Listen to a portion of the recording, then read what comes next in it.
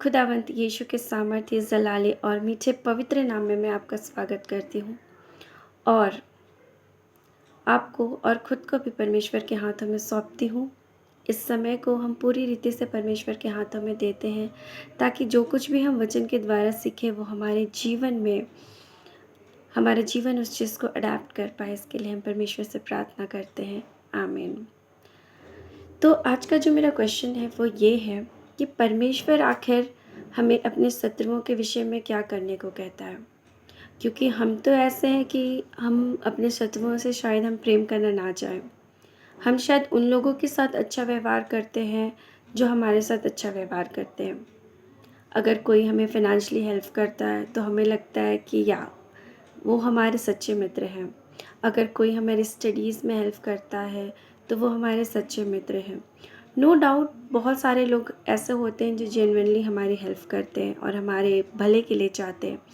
लेकिन हर कोई जो आपके साथ अच्छा संबंध नहीं रखता है, जिसे आप शायद पसंद ना करते हो या हमारे किसी भी स्टेजेस में, चाहे हम स्टूडेंट हों, मैरिड कपल हों या ओल्ड एज में हों, हमारे जीवन में कुछ ना कुछ लोग ऐसे ज़रूर होते हैं जो हमारे शत्रु होते हैं।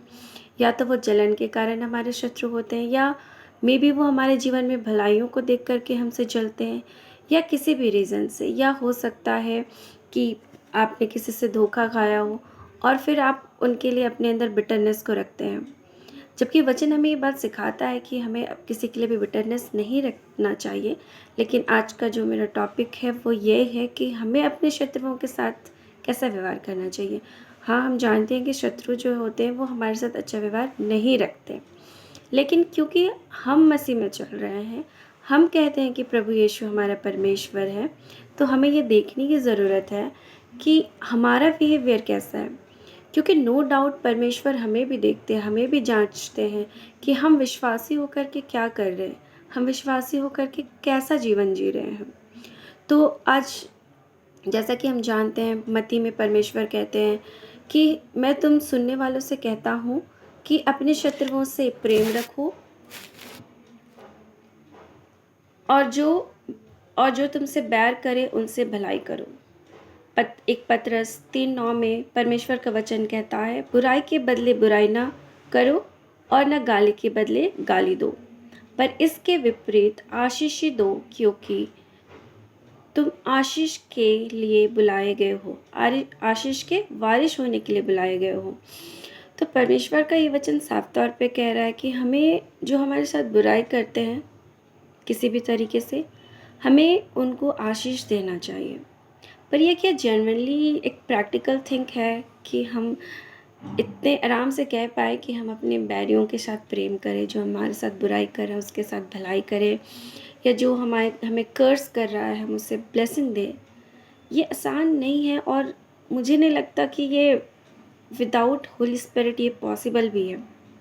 हम शायद कितना भी अच्छा बनने का जेन्युइनली कोशिश कर ले, लेकिन अंदर अगर हमें पता चलता है कि जिसने हमारे साथ बुराई की है उसके साथ कुछ गलत हो रहा हो या उनके साथ कुछ बुरा हो रहा हो, तो एक कहीं ना कहीं हमारे अंदर एक सेटिस्फैक्शन होता है कि एटलीस्ट उस पर्सन ने मेरे साथ कुछ गलत किया, किसी भी रीज़न से, फाइनेंशियली हो गया, रिलेशनशिप हो गया, या आपको उन्होंने नीचा दिखाया हो, या आपका शायद उन्होंने नाम ख़राब किया हो, आपके कैरेक्टर के बारे में आप दूसरों के सामने गलत चीज़ें को रखा हो, या किसी भी रीज़न से, तो कहीं न कहीं हमें सैटिस्फैक्शन हो जाता है कि चलो यार, ये बंदा ऐसा था या ये बंदी ऐसी थी या इन्होंने हमारे साथ ऐसा किया तो इनके साथ ऐसा होना ज़रूरी था।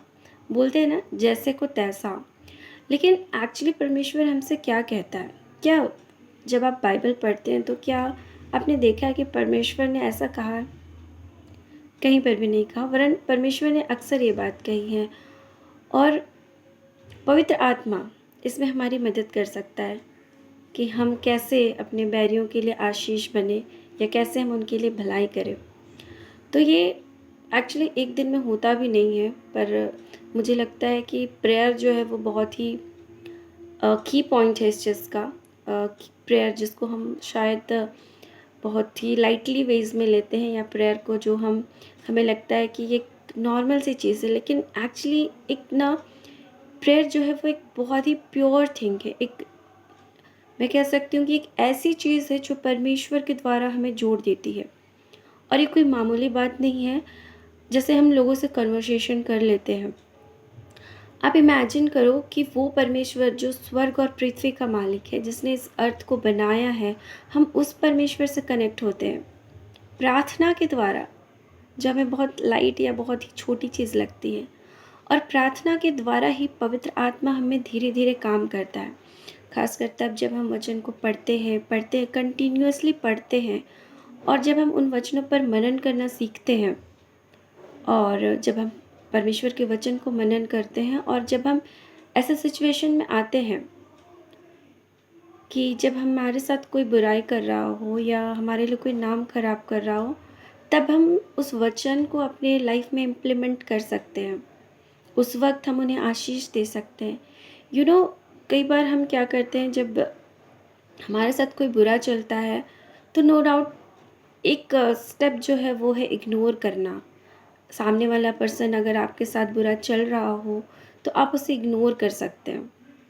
पर ये हर बार काम नहीं होता है। वो आपके अंदर कहीं न कहीं बिटरनेस को रखता है। भले ही आप सामने वाले को कुछ कहें या ना कहें, पर वो आपके हृदय में होता है। आप आपके अंदर वो बहुत सारी बैटल्स चल रही होती हैं कि आखिर इस पर्सन ने मेरा नाम कैसे ख़राब किया, या बहुत सारी थिंग्स होती हैं हमारे अंदर। पर क्या ये वर्थ इट है? क्या ये काम करेगा? नहीं करेगा। ये पवित्र आत्मा के द्वारा जब हम इसे वापस परमेश्वर को देते हैं, जब हम अपने बिटरनेस को, अपनी कड़वाहट को, अपनी बेचैनी को जब हम परमेश्वर के हाथों में समर्पित करते हैं, तब वो हमारे हार्ट को धीरे धीरे प्योर करते हैं। और ये शायद 1-2 दिन, 2 दिन, हो सकता है सालों लग जाए, पर हाँ, परमेश्वर का वचन हमें दिन ब दिन बदलेगा, क्योंकि परमेश्वर ने हमें आशीष होने के लिए बुलाया है, या आशीष का वारिस होने के लिए बुलाया है। तो हमारे पास जो चीज़ होगी, हम उसी चीज़ को दूसरों तक ट्रांसफ़र कर पाएंगे। तो अगर हम ब्लेसिंग के वारिस हैं, अगर हम ब्लेसिंग के हकदार हैं, तभी हम लोगों को ब्लेसिंग दे पाएंगे। अगर हमारे अंदर बिटरनेस होगा, तो हम लोगों को बिटरनेस ही देंगे। आगे वचन, एक वचन है, नीति वचन 24 वर्स नंबर 70-18। यहाँ देखिए परमेश्वर ने बहुत खूबसूरत तरीके से इस वचन को दिखाया है। जब तेरा शत्रु गिर जाए तब तो आनंदित ना हो, और जब तू ठोकर खाए तब तेरा मन मगन ना हो। कहीं ऐसा ना हो कि यहोवा ये देखकर अप्रसन्न हो और अपना क्रोध उस पर से हटा ले। तो अगर आपका दुश्मन के साथ कुछ गलत हो रहा है और आप इसमें आनंद मना रहे हो, तो प्यारे मेरे मसीह भाई और बहन, ध्यान दीजिए कि आप क्या है, आप मसीह में चल रहे हैं और आपका कैरेक्टर कैसा है। यदि आप अपने शत्रु के उनके गिरने के कारण, उनके चोट खाने के कारण, उनके जीवन में तूफान आने के कारण अगर हम और आप हताश नहीं हो पा रहे या उनके लिए दुखी नहीं हो पा रहे हैं, तो इसका मतलब ये है कि हम भी अपने जीवन में सही नहीं चल रहे हैं। क्योंकि परमेश्वर का वचन कहता है कि कहीं ऐसा ना हो कि यहोवा यह देखकर अप्रसन्न हो और अपना क्रोध उस पर से हटा ले। पर यदि हम ऐसा व्यवहार रखते हैं, तो परमेश्वर का क्रोध उन व्यक्तियों पर जो आपके लिए बुरा चाह रहे हैं और परमेश्वर उसे आपकी ब्लेसिंग में बदल सकता है, वो नहीं करेगा, बल्कि अपना क्रोध उस पर से हटा लेगा और इसका कोई भी रिज़ल्ट नहीं आएगा। तो मसीह में मेरे प्यारे भाई और बहन, ध्यान रखें, क्योंकि हम मसीह को रिप्रेजेंट करने वाले हैं। हम परमेश्वर के वो सुसमाचार हैं जिसे लोग पढ़ पाते हैं। बाइबल पढ़ने से पहले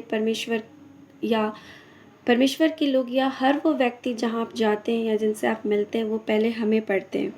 तो परमेश्वर को राइट वे में एक्सप्लेन करें या राइट वे में रिप्रेजेंट करें, क्योंकि परमेश्वर का वचन हमारा भी न्याय करेगा। तो ध्यान रखें कि आपका चरित्र कैसा है। मुझे आशा है कि परमेश्वर इस वचन के द्वारा हमें बहुत तायत से ब्लेस करते हैं। परमेश्वर के वचन को पढ़े और सुने जाने के द्वारा हम बहुत आयत की आशीष पाएँ। परमेश्वर आपका ख्याल रखे। परमेश्वर के हाथों में आप सुरक्षित रहें और उनके नाम में उनके प्रेम में बढ़ते जाएँ, उनकी समझ में बढ़ते जाएँ, उनकी विज़डम में बढ़ते जाएँ। परमेश्वर आपको सुरक्षित रखे यीशु के सामर्थ्य नाम में। आमीन, आमीन।